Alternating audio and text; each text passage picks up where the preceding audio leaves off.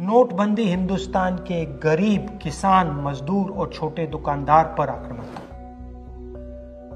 नोटबंदी हिंदुस्तान की असंगठित अर्थव्यवस्था पर आक्रमण था।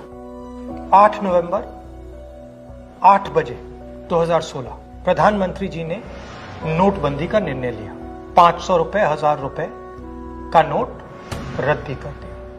पूरा हिंदुस्तान बैंक के सामने जाके खड़ा हुआ।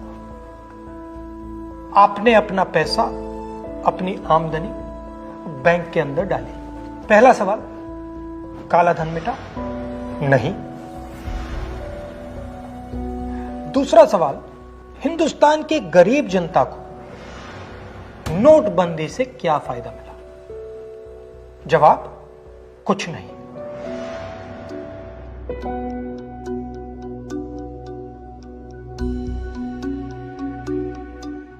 तो फायदा किसको मिला? फायदा हिंदुस्तान के सबसे बड़े अरबपतियों को मिला। कैसे? आपका जो पैसा था, आपके जेब में से, आपके घरों में से निकालकर उसका प्रयोग सरकार ने इन लोगों का कर्जा माफ करने के लिए किया।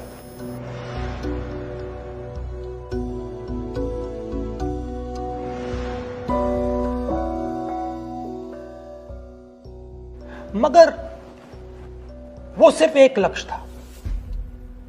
दूसरा लक्ष्य भी था छुपा हुआ, जमीन साफ करने का। जो हमारा इनफॉर्मल सेक्टर है, असंगठित अर्थव्यवस्था का सेक्टर है,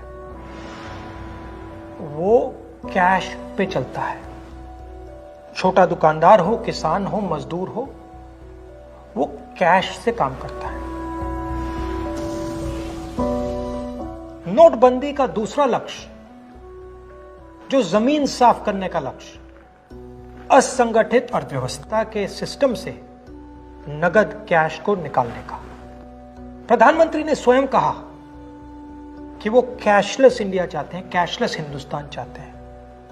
अगर कैशलेस हिंदुस्तान होगा तो असंगठित अर्थव्यवस्था तो खत्म हो जाएगी। नुकसान किसको हुआ? किसानों को, मजदूरों को, छोटे दुकानदारों को, स्मॉल एंड मीडियम बिजनेस वालों को, जो कैश का प्रयोग करते हैं, जो बिना कैश जी ही नहीं सकते। नोटबंदी हिंदुस्तान के गरीब, किसान, मजदूर और छोटे दुकानदार पर आक्रमण था। नोटबंदी हिंदुस्तान की असंगठित अर्थव्यवस्था पर आक्रमण था।